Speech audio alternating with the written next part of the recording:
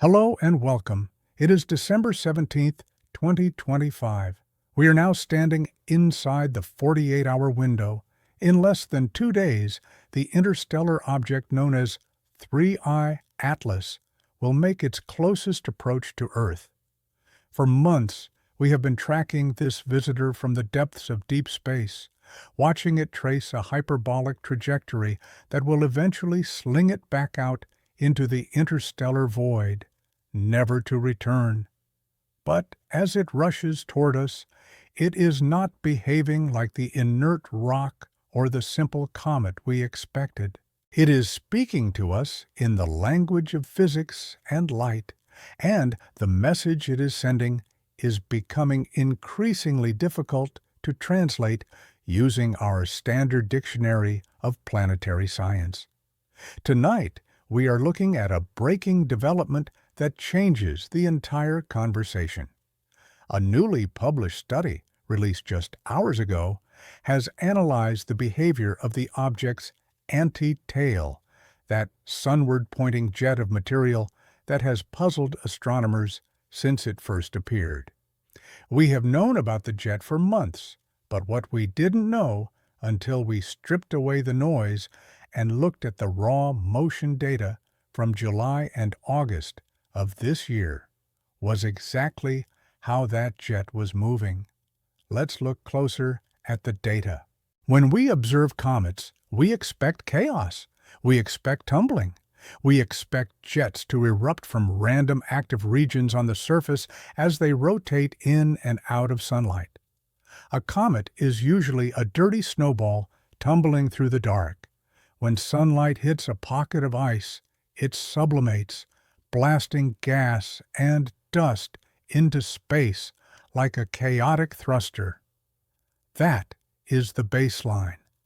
That is what nature usually does. But 3I Atlas is doing something else. The new analysis reveals a distinct periodic wobble in the jet. This isn't the random sputtering of a melting surface. It is a rhythmic, predictable oscillation. By tracing this wobble back to the nucleus of the object, researchers have pinpointed the source of the emission. The data indicate that the jet source lies within just 8 degrees of the object's rotation pole. Now, why does that matter? It matters because of geometry. If the jet is coming from the pole and the jet is pointing directly at the sun, which we know it is because it forms an anti-tail, then the rotation axis of the object itself must be pointing at the sun. Imagine a spinning top. Usually, if you throw a rock into space, it tumbles end over end. But 3I Atlas is spinning like a top that is lying on its side, with its bottom pivot point aiming directly at the star it is orbiting. This geometry is extraordinarily unlikely. In the chaotic billiard game of interstellar space, objects don't just naturally settle into such a perfect alignment. The probability of a random object having its rotation axis aligned with the sun by chance is estimated at just 0.5%. This contradicts what we previously thought. We assumed the anti-tail was a transient feature, perhaps a trick of perspective or a short-lived outburst. But a pole-aligned jet implies stability. It implies that this object has been maintaining this orientation for millions of kilometers. It suggests that as 3I Atlas falls through our solar system, it is keeping one face locked in a specific orientation relative to the solar vector, not through tidal locking, but through this precise rotational alignment. If you are following this coverage and want to stay updated as we get new data from the closest approach in the next 48 hours, make sure you are subscribed to the channel. We are going to be breaking down every new image and spectrum as it comes in. So, we have an object that is essentially looking at the sun. Because of this alignment, the jet isn't spraying wildly into space. It is precessing in a very narrow cone. It's like a spotlight that is shaking slightly but never leaving its target. This explains the wobble. It explains the stability, but it opens up a much larger mystery. In the standard model of cometary physics, jets are driven by heat. The sun warms the surface, heat penetrates to the ice, and the ice turns to gas. If an object is tumbling randomly, the heating is uneven. But 3I Atlas has set itself up in the most efficient way possible to receive solar energy on a single point, its pole. This is the 14th identified anomaly associated with this object. 14 times we have looked at 3I Atlas and said, "That's odd." But this one feels different. This isn't just about chemical composition or speed. This is about orientation. This is about how the object carries itself through three-dimensional space. When we look at the history of small bodies, asteroids, comets, Kuiper belt objects, we see a vast array of rotational states. We see fast rotators, slow rotators, tumblers, and binaries, but we rarely, if ever, see a pole-on orientation maintained over such a dynamic trajectory. The physics of it are baffling. To maintain that alignment while moving along a hyperbolic orbit means the axis has to drift to track the sun, or the alignment is just a coincidence that holds true for this specific leg of the journey. The study suggests the latter, that the rotation axis is nearly aligned with the direction of the sun at large heliocentric distances. But even nearly is a statistical longshot, a 0.5% chance, 1 in 200. If you were betting on a horse, you wouldn't take those odds. Yet here is 3I Atlas beating the house. This alignment has consequences for everything we are observing. It affects how we calculate the object's size, because we are seeing it from a specific angle. It affects how we interpret the brightness, because the surface area reflecting sunlight is constant in a way we didn't anticipate. And, most importantly, it affects the jet. The jet is the fingerprint of the object's internal engine. If the engine is located at the pole and the pole is pointed at the sun, then that engine is running at maximum efficiency. It is getting constant sunlight.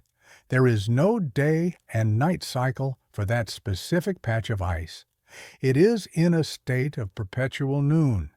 This creates a stable day side, while the rest of the object might be rotating in and out of shadow.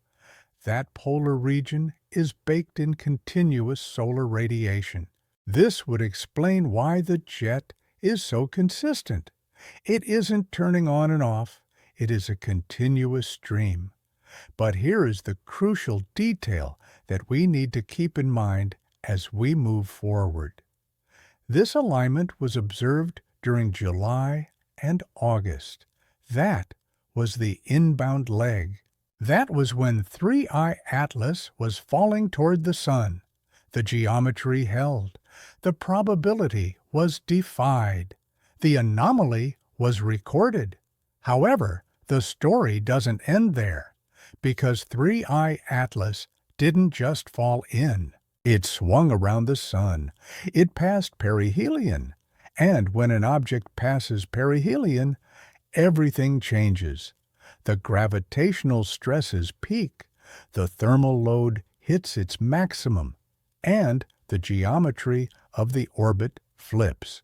If this were a simple, dumb rock, the story would be about a lucky roll of the cosmic dice.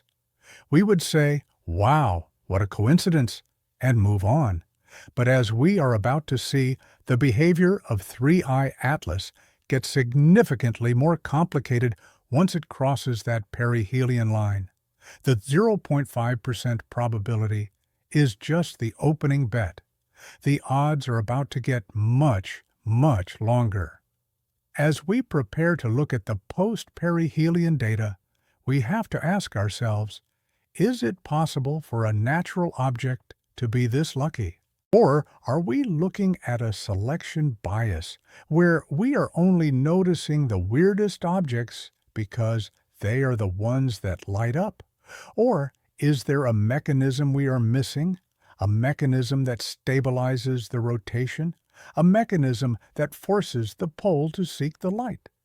The scientific community is conservative by nature. We look for the simplest explanation. The simplest explanation here is chance, a 1 in 200 coincidence. We can live with that. We can write that into the textbooks. But what happens when the coincidence repeats itself? What happens when the impossible happens twice? That is the question we face as we look at what happened after October 29th, because 3i Atlas didn't stop surprising us. It was just getting started. The alignment we see in July and August is remarkable, yes, but it is the persistence of that alignment and the way the object adapted to its new position in space that has the theorists scrambling for new models. We are standing on the precipice of a major discovery. Whether it is a new class of cometary behavior or something more exotic, 3i Atlas is rewriting the rules. And as we stare down the barrel of this 48-hour countdown, the tension in the astronomical community is palpable. We are watching a mystery unfold in real time. In the next segment, we are going to break down exactly what that stable day side means for the physics of the object. And we are going to look at the numbers that make this alignment so incredibly rare. We are going to dive into the impossible odds. Stay with us. We left off with a number, 0.5%. That is the probability of an interstellar object randomly arriving in our solar system with its rotation axis pointing almost directly at the Sun. It is a 1 in 200 shot. Rare, but not impossible. In science, we call that a sigma event, statistically significant, but something that happens if you roll the dice enough times. But we need to understand what this alignment actually does to the object physically. This isn't just a line on a chart. It creates a profound environmental anomaly on the surface of 3i Atlas. Because of this near-perfect alignment, 3i Atlas appears to maintain a stable day-side and night-side while far from the Sun. Think about Earth. We have days and nights because we spin. If you stand on the equator, you get 12 hours of light, 12 hours of dark.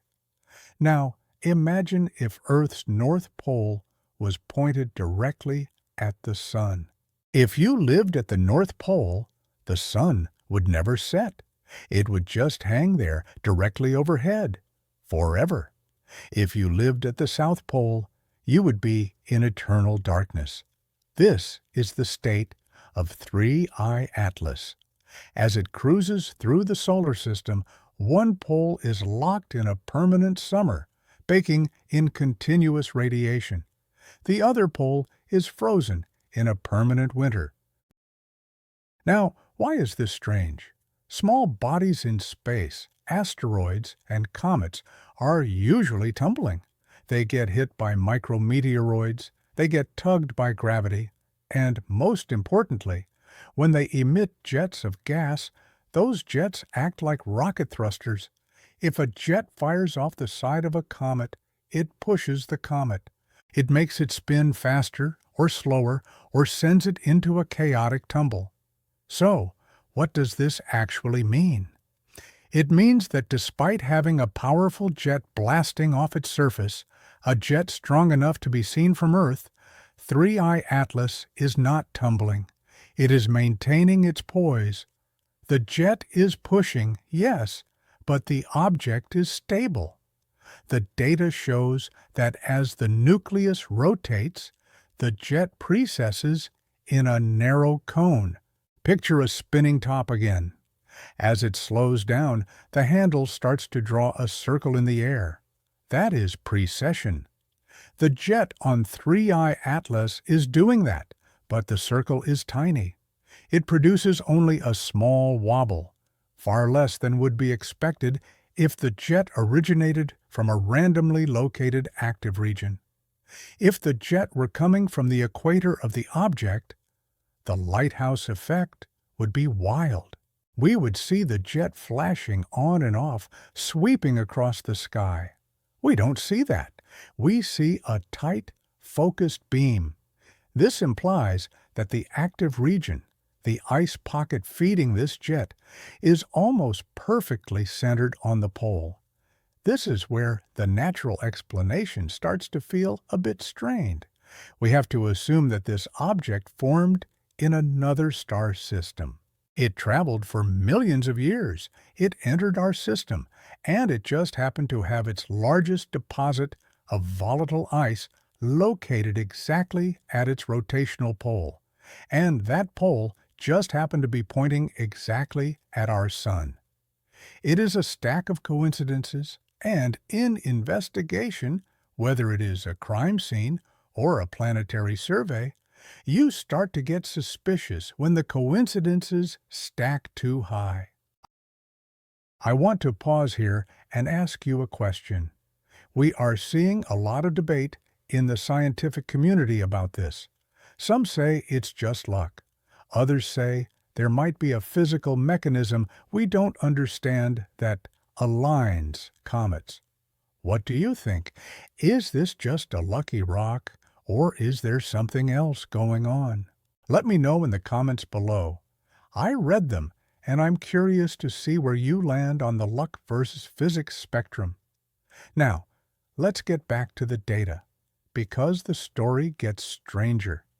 Everything we have discussed so far, the alignment, the stable day side, the polar jet, that was all based on the inbound leg of the journey.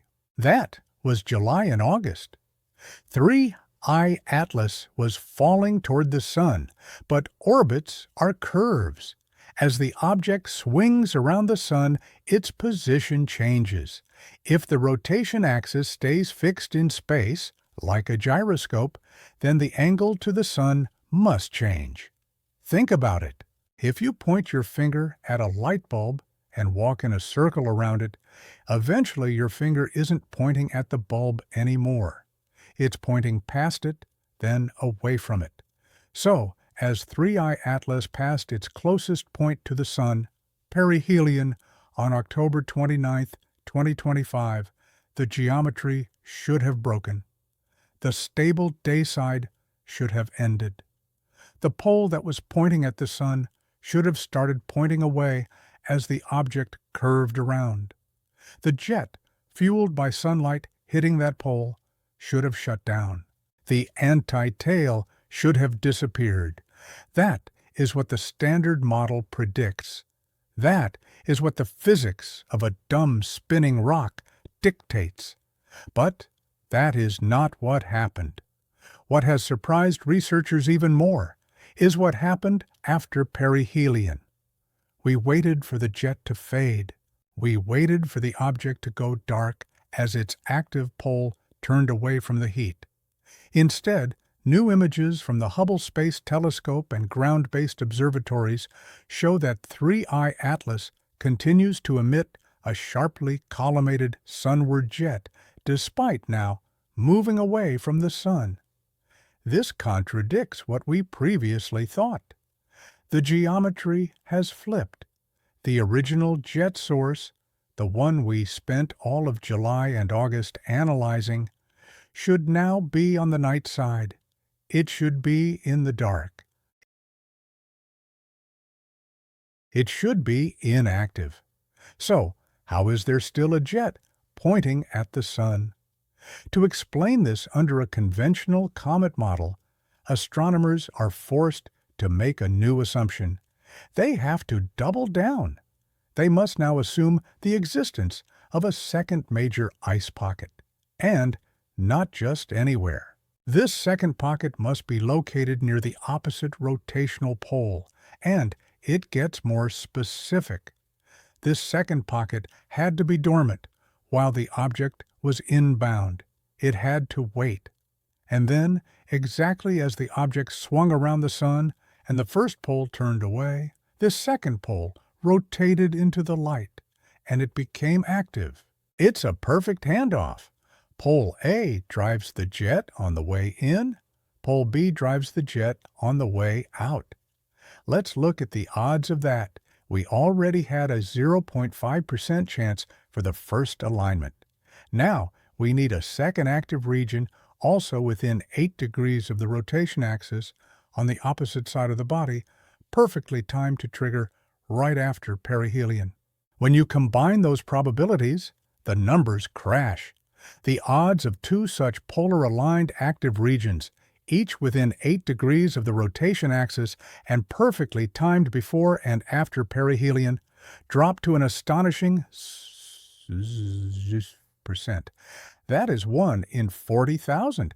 We have gone from unlikely to statistically absurd.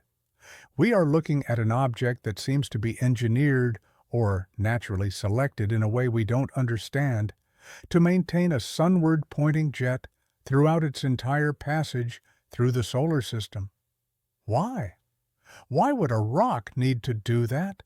If it's natural, it's a freak of nature, a double-headed coin in a universe of tales. But if we allow ourselves to speculate, just for a moment, about the technological hypothesis that some researchers have whispered about, well, a sunward-pointing jet looks a lot like a thruster performing a continuous burn, or a shield, or a sensor. But we don't need to speculate to find the mystery. The physical behavior of the jet itself is baffling enough. Because even if you have the luckiest comet in the universe with 2 perfect ice pockets, the gas that comes out of them should behave like gas. It should expand. It should dissipate. But the jet on 3I Atlas is refusing to spread. And that is the puzzle we are going to solve in the next chapter. We are going to look at the columnation puzzle, because this thing isn't just pointing at the sun, it's shooting a laser-straight beam of matter that defies the solar wind. We are looking at a probability of 0.02%, 1 in 40,000. That is the statistical corner astronomers have painted themselves into in an attempt to explain the behavior of 3I Atlas using conventional physics. As we established in the previous chapter, the object performed a switchover at perihelion. It swapped its active engine from one pole to the other, maintaining a continuous sunward jet. I want to take a moment to really visualize what this means, because the implications are staggering. Imagine a spacecraft. It has a main thruster on the front and a main thruster on the back. As it approaches a planet, it fires the front thruster to brake. Then, as it swings around and leaves, it flips a switch and fires the back thruster to accelerate. That is a controlled maneuver. That is intelligent design. Now imagine a rock, a dumb, frozen rock. It has a pocket of ice on one side. It melts and sprays gas. Then, just as that pocket turns away from the sun, a second pocket on the exact opposite side, which has been dormant for millions of years, suddenly wakes up and starts spraying. And it does so with the exact same intensity, the exact same directionality, and the exact same collimation as the first one. This connects to the core of the debate we are seeing play out in the journals right now. The natural explanation requires a level of symmetry that nature rarely provides. Comets are messy. They are lumpy. They are aggregates of dust and ice glued together by gravity. They are not precision machine spheres with symmetrical fuel tanks. To have two massive reservoirs of volatiles located at the exact antipodes of the object, the North Pole and the South Pole, is strange. To have them both aligned with the rotation axis is stranger. But to have them trigger in a perfect relay sequence? That is the detail that keeps observers up at night. Let's look closer at the data from October 29th, 2025. That was the day of Perihelion. The Hubble Space Telescope was tracking the object. We expected a dip in brightness. We expected the jet to sputter as the geometry changed. We saw neither. The transition was seamless. The light curve remained smooth. The jet remained steady. If this were a natural process, we would expect some lag. We would expect the night side pole to take time to warm up. Thermal inertia usually means it takes a while for the heat to penetrate the crust and sublimate the ice. But the data suggests an almost instantaneous response. The moment the second pole rotated into the sunlight, it was active. This suggests that the surface material of 3I Atlas is incredibly sensitive to solar radiation. It implies a crust that is thin or a volatile mixture that is far more reactive than water ice. Some researchers are suggesting supervolatiles like carbon monoxide or nitrogen ice, which sublimate at much lower temperatures. But even then, the symmetry problem remains. So, what does this actually mean? It means we are forced to choose between two uncomfortable realities. Reality A. We are witnessing a black swan event of astronomical proportions. We have stumbled upon the most perfectly symmetrical, perfectly aligned, perfectly timed comet in the history of observation. It is a natural object, but one that defies all our heuristic models of what a comet should look like. Reality B. The object is not behaving naturally because it is not entirely natural. I am not saying it is aliens, but I am saying that the artificial hypothesis, the idea that this might be a defunct probe or a piece of debris or even an active craft, is becoming the path of least resistance for the data. If you assume the object is artificial, the anomalies disappear. Why is the axis aligned? To keep sensors or shields pointed at the sun. Why did the jet switch over? To maintain a constant thrust vector or to keep the shield oriented correctly as the orbit curved. Why is the rotation stable? Because it is gyroscopically stabilized. In science, we use Occam's razor.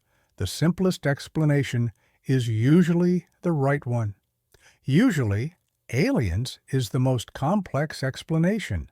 But as the natural explanation requires more and more epicycles, more coincidences, more rare alignments, more specific ice pockets, the artificial explanation starts to look simpler.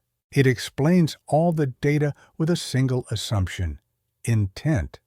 But there is one more piece of evidence that pushes the needle even further. And this one isn't about the timing of the jet. It's about the shape of it.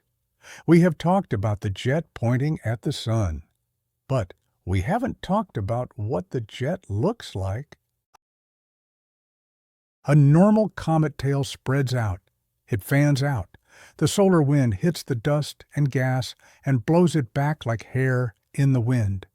It creates a broad, diffuse coma. 3I Atlas doesn't look like that.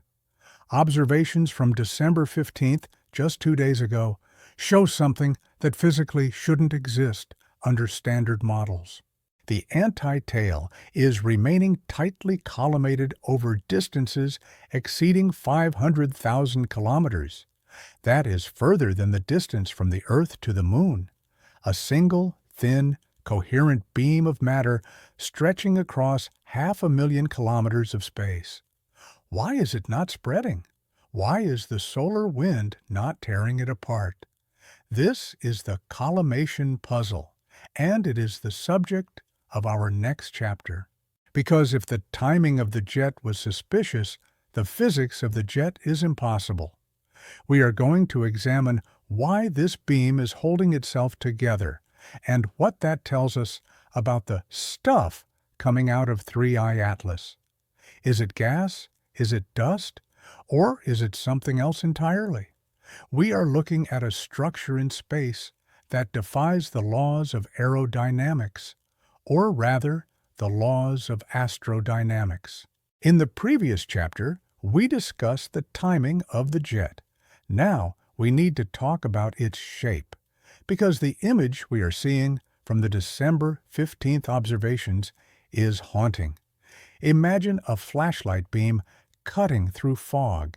It starts tight at the source, but as it travels, it spreads, it diffuses. By the time it hits a wall 100 feet away, it's a broad, dim circle. Now, imagine a laser. It stays tight, it stays focused, it puts a dot on the wall. The jet coming off 3I Atlas is behaving less like a flashlight and more like a laser. The data shows that this anti-tail remains tightly collimated over a distance exceeding 500,000 kilometers. Let's put that number in perspective. The distance from the Earth to the Moon is about 384,000 kilometers. You could fit the entire Earth-Moon system inside the length of this jet, and the jet would still be tighter than the beam of a lighthouse. This contradicts what we previously thought about cometary outgassing. When ice sublimates into space, the gas expands. It moves into a vacuum. There is no atmospheric pressure to hold it in a tube. It wants to spread out in all directions. On top of that, you have the sun. The sun is a bully. It is constantly blasting out a stream of charged particles called the solar wind, and it is exerting pressure through its light, radiation pressure. These forces push against the dust and gas of a comet. That's why comet tails always point away from the sun and fan out into those beautiful broad sweeps we see in astrophotography. But 3I Atlas is different.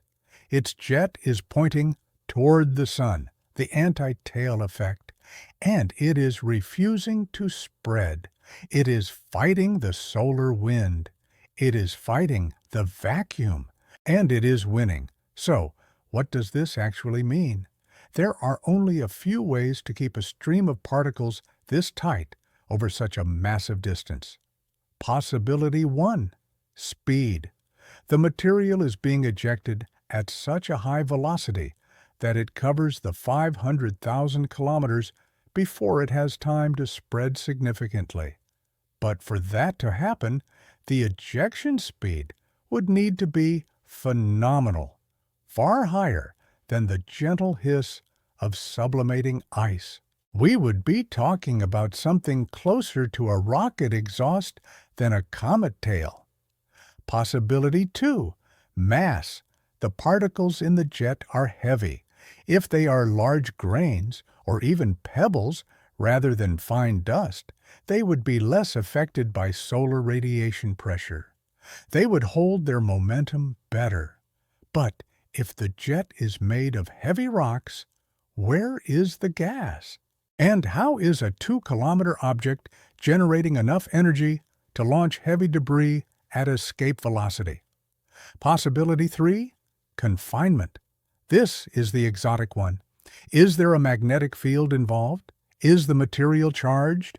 If 3I Atlas has a strong magnetic field, it could theoretically funnel charged particles into a tight beam, similar to how a pulsar jets material from its poles. But small, icy bodies don't have magnetic fields. They are inert. This is where the mystery deepens. We are seeing a physical structure that implies high energy, high velocity, or high magnetic confinement. None of those things belong on a dirty snowball. The upcoming spectroscopic observations are going to be the smoking gun. Telescopes are currently training their spectrographs on that beam. They are going to measure the composition. Is it water? Is it CO2? Or is it something else? They will also measure the speed, the Doppler shift of the material. If we find that the jet is moving at kilometers per second, or if we find it contains ionized plasma rather than neutral gas, the natural hypothesis is going to take another massive hit.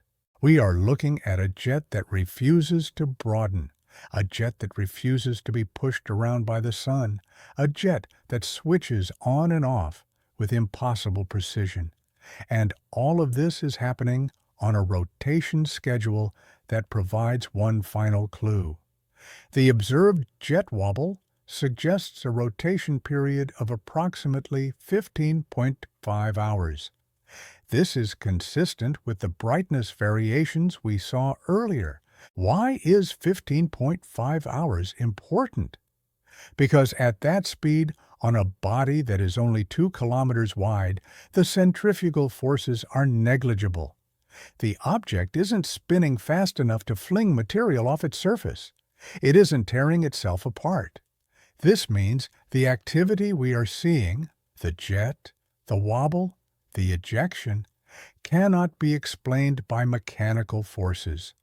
It isn't a rubble pile flying apart. It is a solid object doing something active. As we move to the final chapter of this deep dive, we need to synthesize all of this: the alignment, the switchover, the collimation, the rotation. We are less than 48 hours from the closest approach. 3i Atlas is about to brush past our planet. It is the closest look we will ever get. And the question on everyone's mind is, what happens if we find out it's not a rock? We have arrived at the final piece of the puzzle. We have looked at the impossible alignment. We have analyzed the perfect switchover. We have stared at the laser-like beam that defies the solar wind. Now we need to step back and look at the object itself as it rushes toward us. The rotation clues are the final nail in the coffin of the simple explanation. The observed jet wobble suggests a rotation period of roughly 15.5 hours. This matches the brightness data we have been collecting for months. At 15.5 hours, a 2-kilometer object is spinning, but it is not spinning fast. It is a leisurely rotation. The centrifugal forces on the surface are negligible. They are far too small to account for the observed activity through mechanical effects alone. You can't say the object is spinning itself apart, or that the rotation is flinging ice off the surface. So, the energy driving this jet is not rotational, it is not tidal. It is purely thermal or internal. This brings us to the elephant in the room. The hypothesis that no one wants to put in the title of their paper, but everyone is discussing in the break room. Is it artificial? While natural explanations are still being explored, some researchers note that a technological spacecraft would have clear reasons to align directed outflows toward the sun. Think about it. If you are a solar sail, you align yourself with the sun. If you are using a heat shield to protect sensitive instruments, you keep that shield pointed directly at the sun. If you rely on solar electric propulsion, you orient your panels toward the sun and direct your thruster away from it. Or if you are braking, you point the thruster sunward. The behavior of 3i Atlas mirrors these technological profiles with striking precision. It keeps its axis aligned with the energy source, maintains remarkable rotational stability, switches its mode of activity after passing the star while preserving its overall vector, and emits a narrow, highly collimated beam rather than a diffuse, inefficient spray. No definitive conclusion can be drawn at present. There is no image of a hull, no detected radio transmission, no unambiguous signature of technology. There is only a rocky interstellar object behaving in ways that resemble engineered systems, and a growing collection of anomalies that continue to fuel scientific debate. As 3i Atlas races toward its close encounter with Earth in less than 2 days, astronomers worldwide are watching closely. Every telescope that can point is pointing. We are looking for the slightest deviation in its orbit that would indicate non-gravitational acceleration. We are looking for the spectral signature of refined metals or artificial alloys. We are looking for a hello. But even if 3i Atlas turns out to be 100% natural, it has already changed everything. Whatever its true nature, this interstellar visitor is already reshaping expectations of what objects from other star systems can look like and how they behave. It has taught us that the universe is capable of producing geometries and behaviors that we thought were impossible. It has shown us that our models of cometary physics are, at best, incomplete. We are witnessing the golden shift in planetary science. The moment where we move from assuming everything is a simple rock to realizing that the galaxy is full of complex, dynamic, and perhaps ordered systems. So, what does this actually mean for us? It means we need to keep looking up. It means we need to build better telescopes, better interceptors, better listeners. Because 3i Atlas is leaving, it is heading back out into the dark. But the next one might not just fly by. The next one might stay. If you have enjoyed this deep dive into the mystery of 3i Atlas, please consider liking this video. It helps the algorithm know that you want more hard science content, more data analysis, and less fluff. And if you haven't subscribed yet, now is the time. The next 48 hours are going to be critical, and we will be here to cover every update. Thank you for watching. Keep questioning the data. Keep looking at the stars, and I will see you in the next update.